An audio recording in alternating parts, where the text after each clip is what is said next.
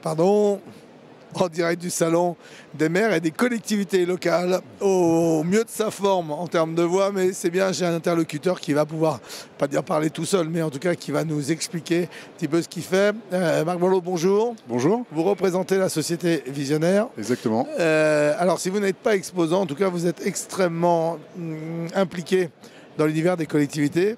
Parce que c'est vrai qu'aujourd'hui, à l'heure où on a tous ces systèmes digitaux, vidéo, audio, web, etc., on a tendance à oublier qu'entre l'auditeur, le spectateur, l'internaute et celui qui produit les programmes, etc., il y a toute une chaîne extrêmement importante et extrêmement rigoureuse qui permet de transporter les flux. Et c'est en partie l'objet de votre société. Alors expliquez-nous un petit peu qui sont vos clients et quels sont vos services. Merci en tout cas de m'accueillir sur ce petit plateau. Donc la société Visionnaire, elle a pour vocation à accompagner les acteurs qui produisent du contenu vidéo à le transformer en un flux continu du type broadcast. Alors quand je dis type broadcast, c'est un flux soit comme des télévisions 24/24 qui tournent avec un vrai programme, avec une vraie grille éditoriale, ou ça peut être des programmes en live. Voilà, donc événements, concerts, tout ce qu'on veut. Est-ce que c'est ce qu'on appelle le streaming ? Alors, ça va du streaming, mais c'est aussi la télévision sur les box, c'est aussi la diffusion éventuellement de flux dans les mairies, par exemple, avec des écrans. Ça peut être aussi des diffusions dans la ville. Ça peut être, voilà, c'est aussi pour ça que je suis venu à ce salon des collectivités et des maires, parce que nos clients ne sont pas initialement les collectivités, nos clients sont plutôt les radios, les télés, mais on a des produits qui sont justement très flexibles et adaptés à des gens qui ne font pas de la télé et qui ne font pas de la radio pour leur permettre de produire rapidement un flux pour pouvoir le diffuser et le montrer. Voilà. Cette technicité que vous apportez aux diffuseurs, c'est quoi ? C'est des machines ou c'est du câblage, c'est des flux, c'est de la location, ça se caractérise comment ?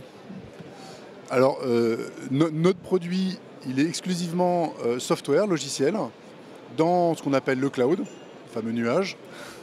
Donc du coup, c'est utilisable à distance. Il y a encore quelques années, le cloud faisait un peu peur, surtout pour ce qui est streaming, vidéo. Mais aujourd'hui, effectivement, ça marche bien, les débits sont garantis, il y a beaucoup de choses qui fonctionnent.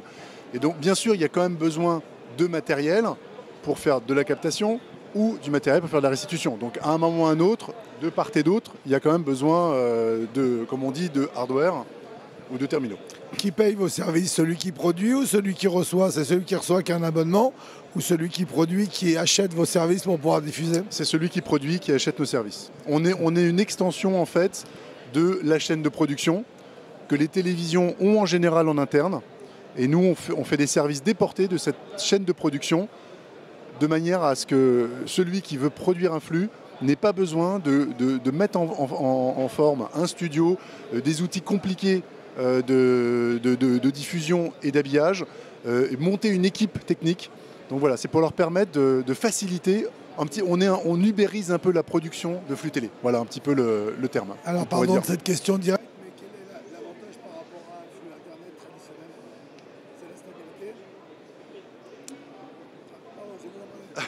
Oui, donc quel est l'avantage par rapport à un flux Internet ? C'est la stabilité, l'assurance ?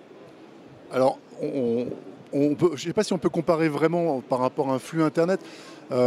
Disons qu'on fournit des services supplémentaires de production, typiquement du play-out où on enchaîne un certain nombre d'éléments vidéo, dans des émissions, dans des grilles. On peut insérer des publicités, on peut faire vraiment une vraie production télé. Et l'autre atout, c'est de faire de l'habillage. Donc quand je dis de l'habillage, c'est dynamiquement rajouter de l'information sur sa vidéo qui correspond à de l'information live. Bon, bien sûr, on voit très bien, on peut mettre le logo, l'heure, ça c'est le truc classique, mais on peut mettre les tweets, on peut mettre les SMS, on peut mettre les scores quand c'est du sport, etc., etc. Voilà, ça c'est tout l'ajout qu'on peut faire sur une vidéo qui n'est pas si simple à faire si on n'a pas effectivement un matériel, si on n'a pas une solution.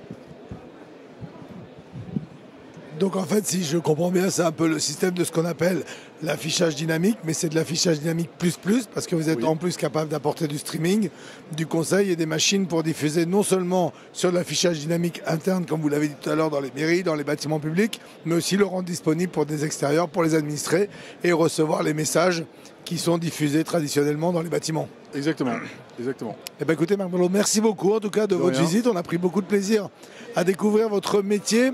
On vous laisse aller à la rencontre de ceux qui produisent des programmes et bien évidemment, pourquoi pas, les mairies qui voudraient se rapprocher de leurs administrés par ce type de service. Tout à fait. Merci beaucoup, Marc. Merci beaucoup. Voilà, on se retrouve très vite avec d'autres acteurs. On n'en aura plus beaucoup, mais en tout cas, restez bien avec nous. Et je vous le rappelle une nouvelle fois, toutes les interviews seront disponibles en podcast dans les meilleurs délais. Merci.